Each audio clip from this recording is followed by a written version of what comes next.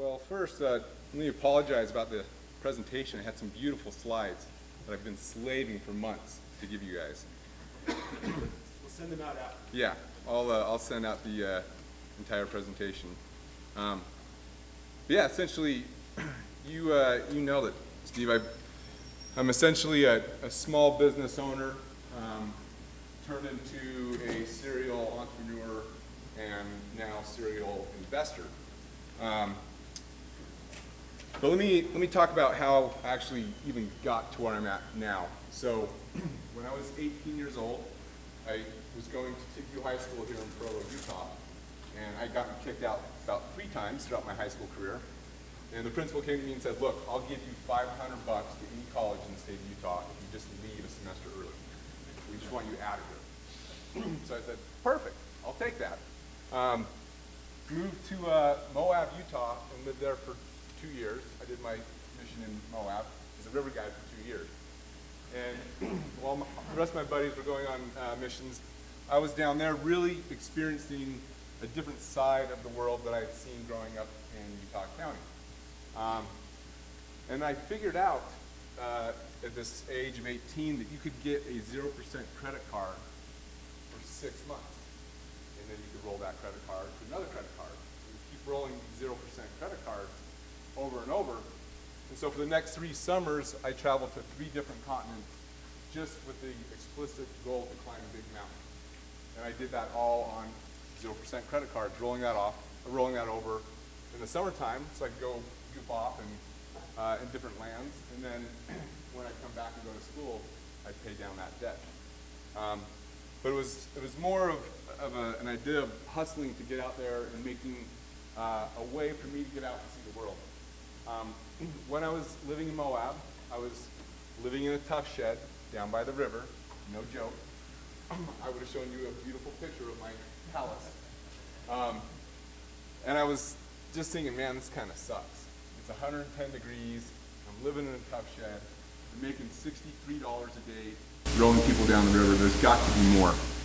And I made a list over the next, it was about a week, of 188 things that I wanted to do and to accomplish in my life. And the most critical thing that I did was actually write those down. If I hadn't written those goals down, I guarantee half of what I've been able to accomplish would be obliterated because I didn't write it down. So, I eventually went to college, graduated. They didn't pay me any money to get out of there early, unfortunately.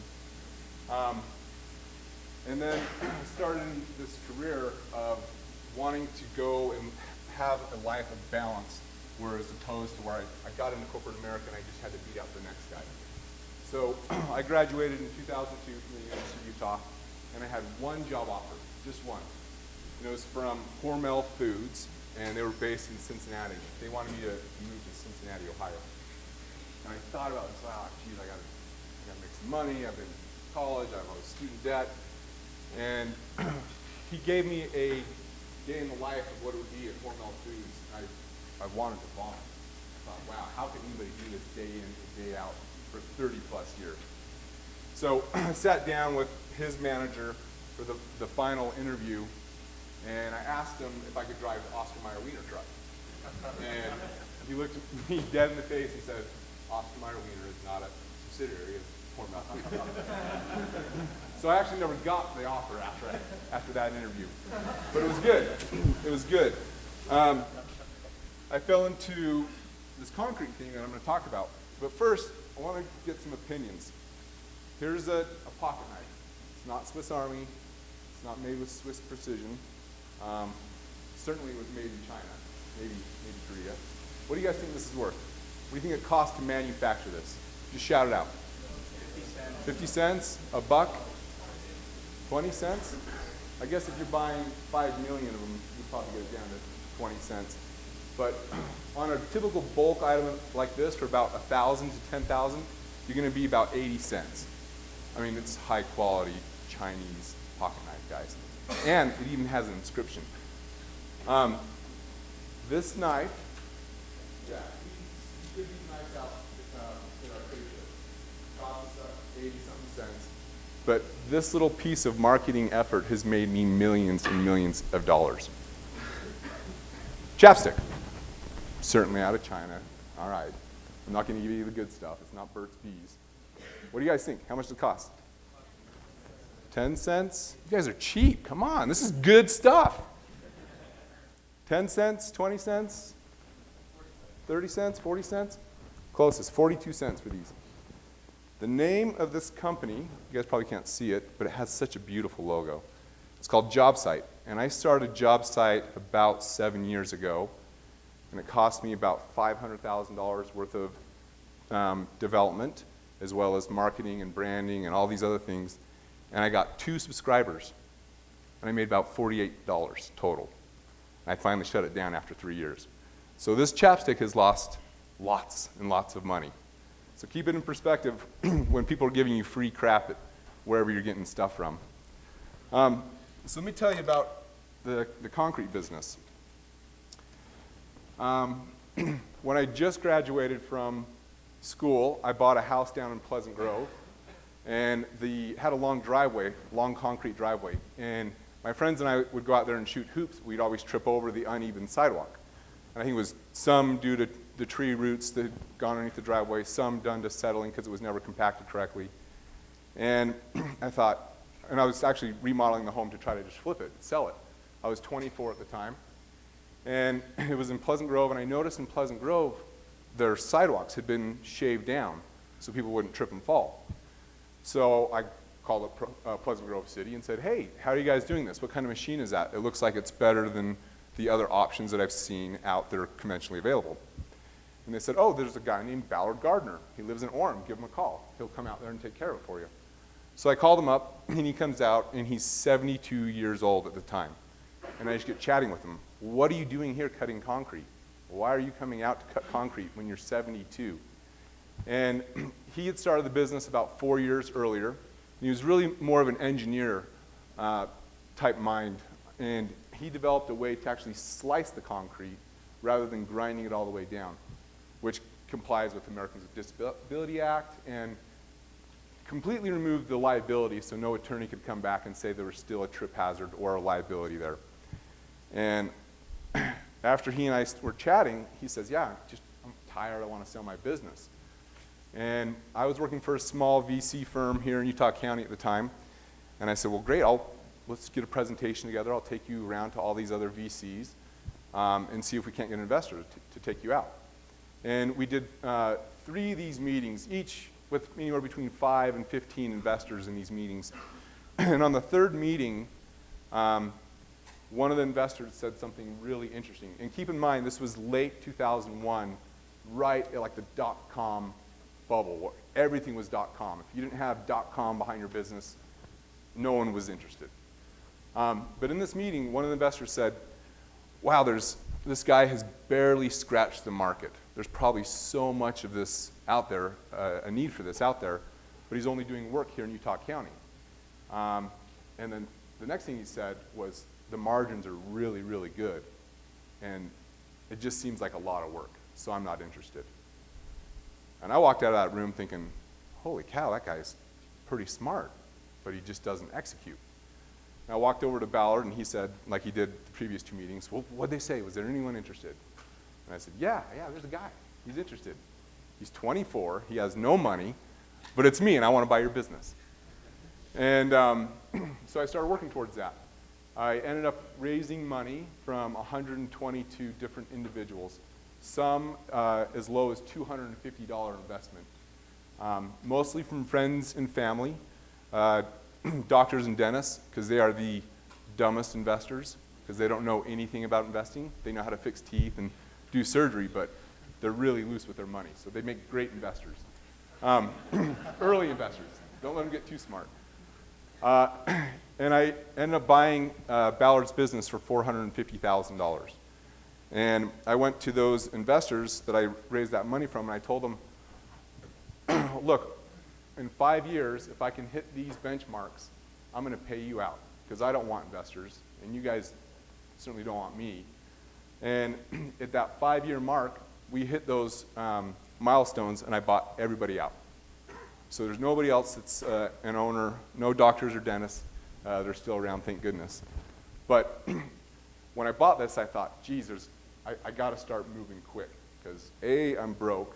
I'm already in the hole $450,000 to all these people. What's the fastest way for me to expand this thing? I wasn't looking for the most profitable, just the absolute fastest way to expand it. And I chose franchising, because I could sell a franchise, make a little bit of money up front, and then get residual income from every dollar they make.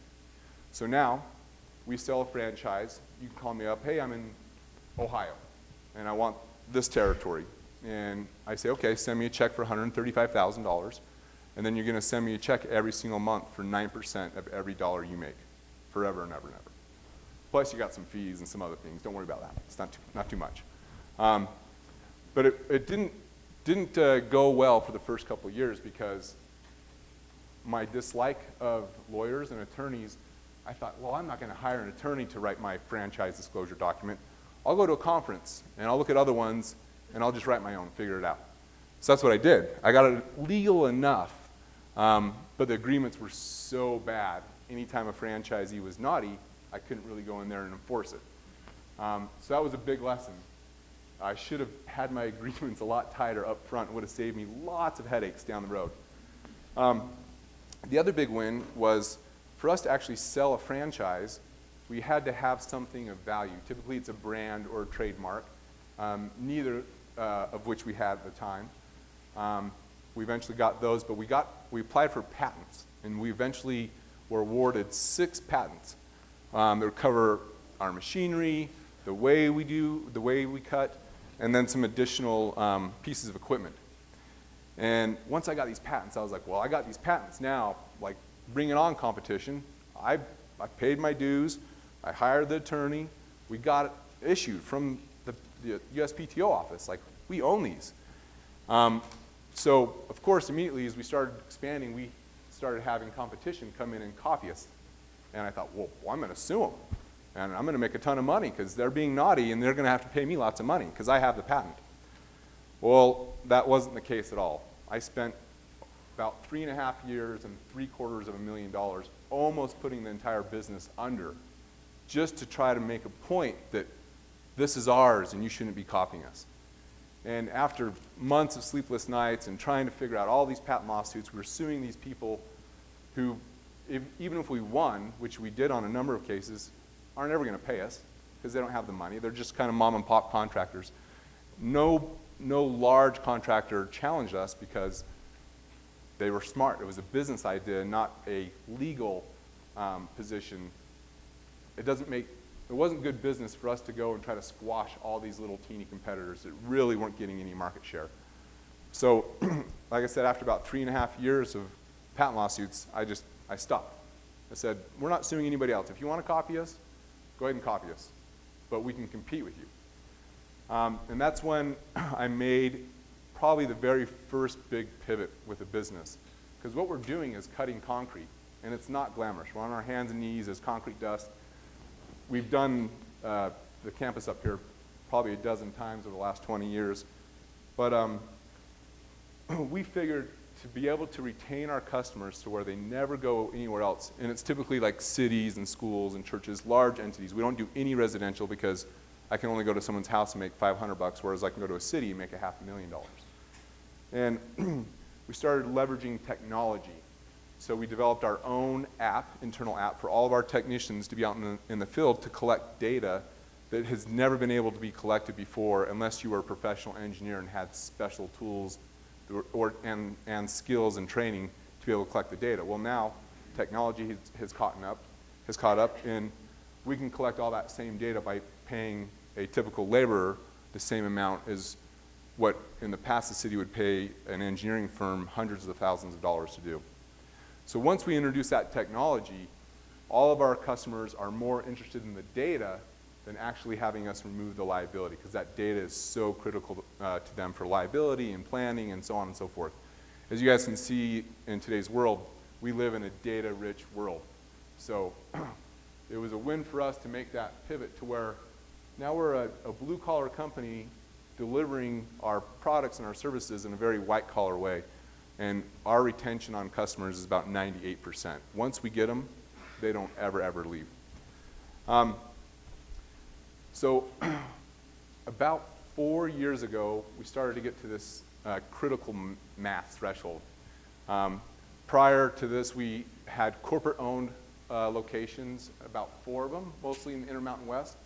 Now we have 7 locations and about 65 employees just for the corporation. Then with our franchisees, there's 60 some odd franchisees and about 800 employees in the total system. And I thought, man, what is the last thing I want to do? And that's manage employees, because they always show up late, they don't always listen, there's always something wrong. If they were robots, or I thought the better business is just be a bank. Like, money doesn't talk back, never shows up late, it's nice to touch.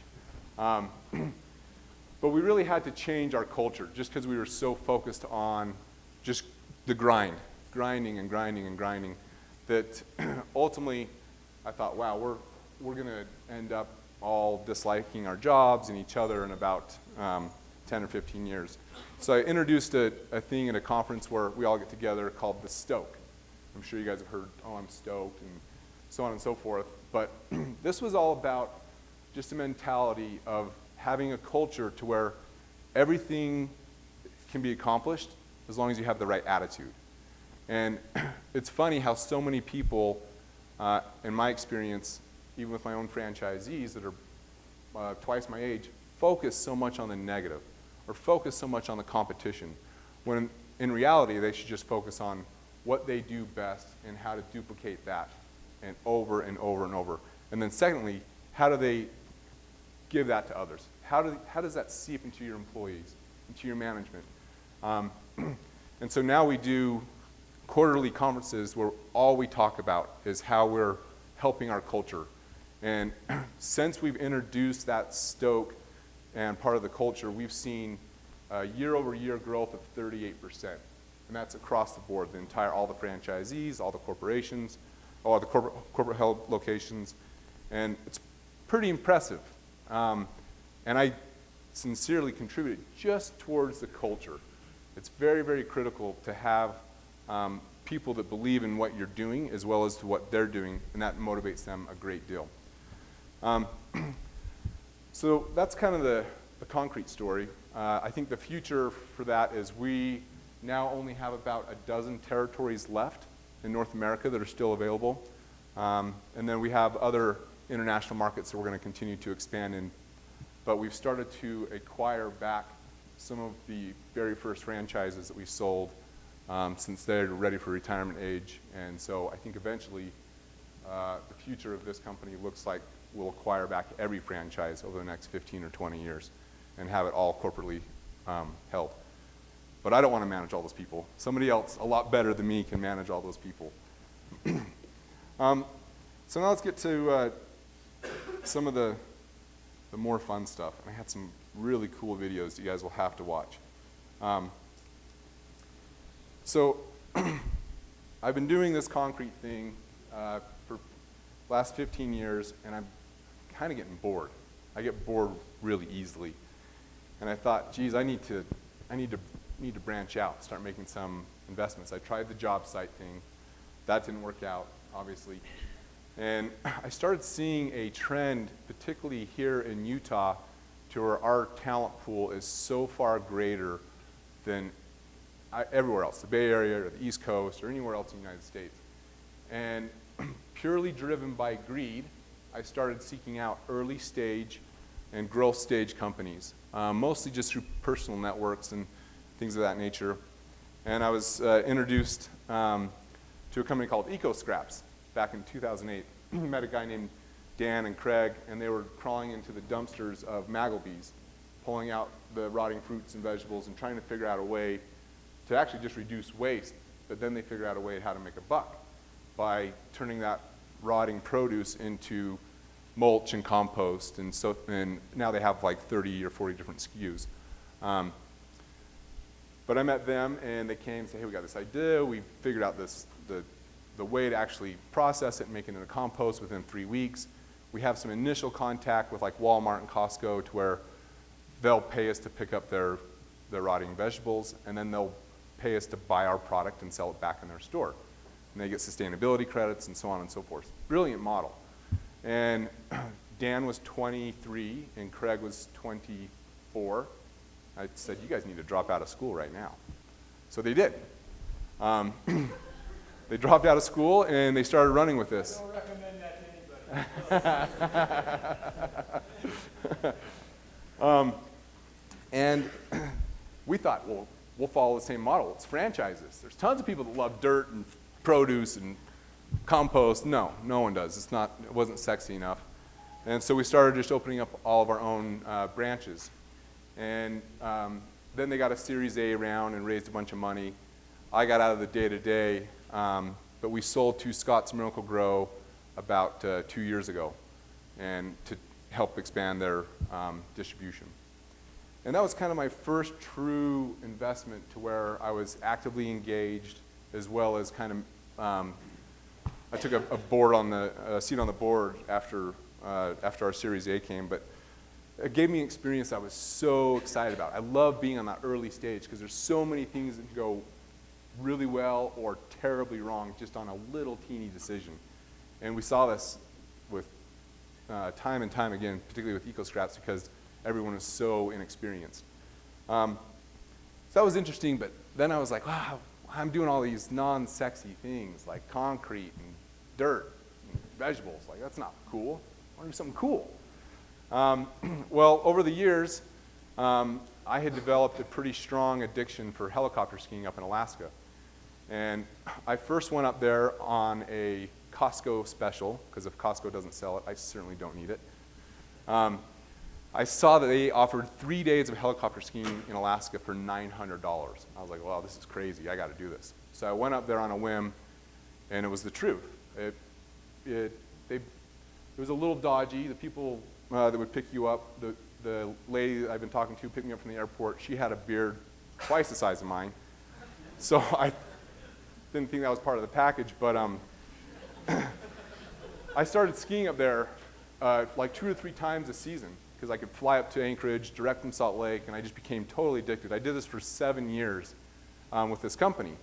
The owner of this company apparently had a drug problem, filed for bankruptcy. I tried to buy the company out of bankruptcy, and in the 11th hour, it fell through. And I was like, well, forget it. I'll just start my own company.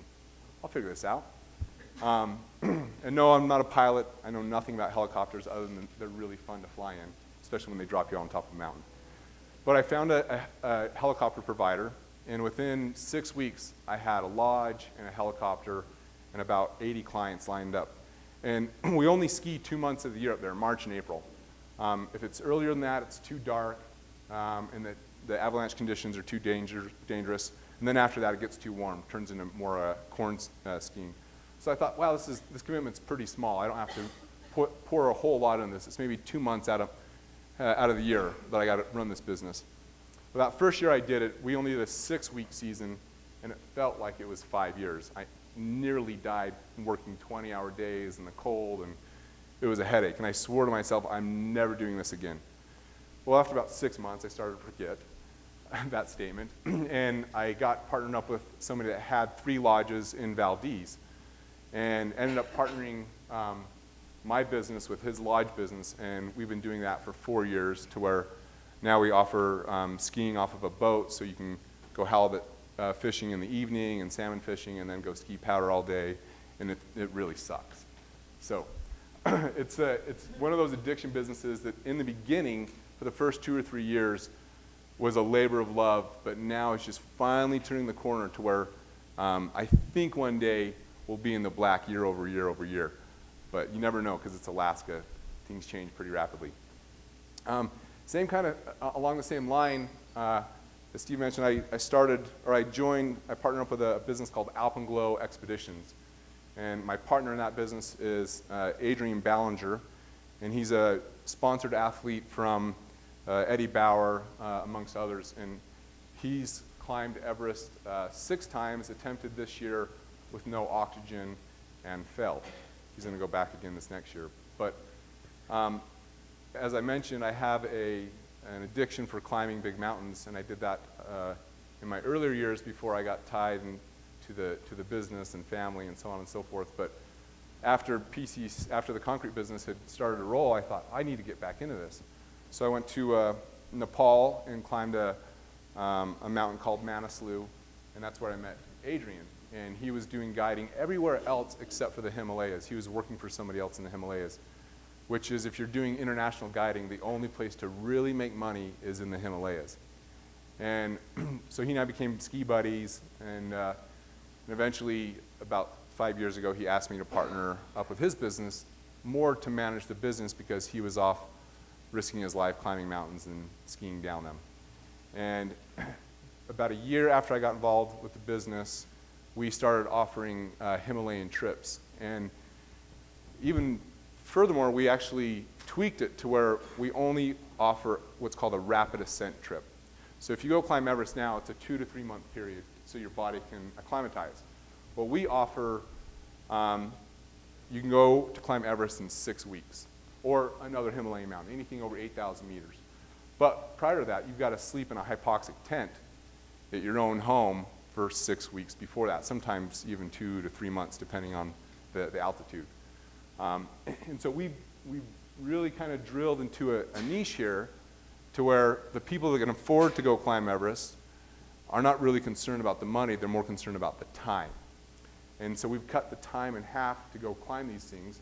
We've also increased the price to $95,000, but no one's ever blinked because that's half the time away they're away from their job or their family. And in the past, about half of our clients would typically leave halfway throughout the season because of a business emergency or a family emergency. Well, now this kind of takes that away. It's still being proven. We haven't killed anybody yet. But my partner and his girlfriend, who's also a professional rock climber for the North Face, just went from Tahoe, where we're headquartered, and climbed Cha'oyu, the 6th tallest mountain, and now they're on their way back to the United States. They'll do the entire trip from doorstep to doorstep in the United States in 2 weeks. We're calling that lightning ascent. But you've got to be pretty fit to be able to do that.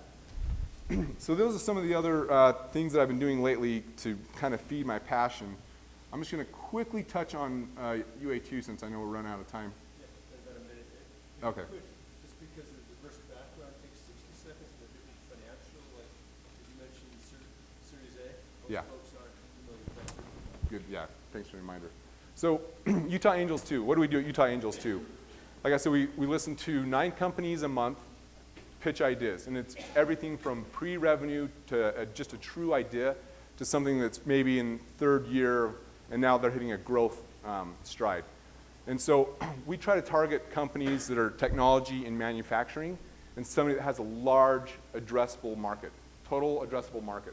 So if you have a business that appeals to 1 billion people, well, that's more of an interesting story than you wanting to sell something that's only going to appeal to maybe 1 million people. You want a large market. And like my past and what I've been investing involved in, always try to look for something really different, a true niche that someone hasn't figured out a way to do an offering that's already out there. And the first step is to go out there and be fully committed to your idea. And always, even if it's just a side chick project, even if it's just on the side while you're still going through school, keep hammering at it, because you'll always find ways to make a pivot and make corrections to that business. And I guess when you guys get the presentation, my office is just here in Provo. If anybody has any ideas or a business you guys want to talk about, feel free to come and talk to me. I'll give you my honest opinion about it anytime, whether you want it or not. So thanks for having me. I really appreciate it.